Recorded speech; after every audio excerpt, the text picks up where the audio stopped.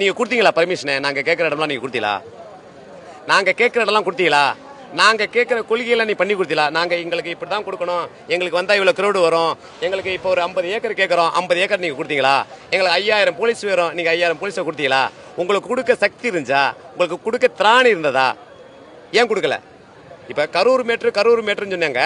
ஒரு தலைவர் வராப்புல இப்ப கூட லேட்டஸ்டா ஒரு இப்போ உதயநிதி இளைஞரணி ஃபங்க்ஷன் வச்சுருந்தாங்க, சிவகங்கையிலே இங்கே வச்சுருந்தாங்க மேடம். நான் ரொம்ப பார்க்க மாட்டேன், பட் அங்கே ஒருத்தங்க இறந்து போனாங்க. அது யாருக்காவது ப்ரெஸ் மீடியாவில் வந்துச்சா மேடம்?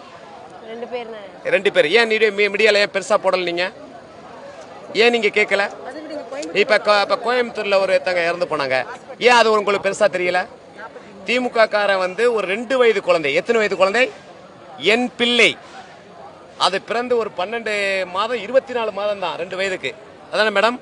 24 மாதம் குழந்தைய ஒருத்தன் கற்பழிச்சு இந்த மாதிரி கொண்டிருக்கான்.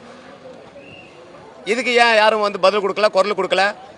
இப்ப தூத்துக்குடியில ஒரு +2 மாணவி, அதை கொண்டு அது +2, அதன் அதிக மதிப்பெண் எடுக்கக்கூடிய பெண்ணு, அந்த பொண்ணை சிஸ்டர், நீங்க என் சிஸ்டருங்க, நீங்க ரத்தம், என் பிளட், நீங்க என்கிட்ட மீடியா எடுக்கிறவங்க, நீங்க என்னுடைய பிளட்.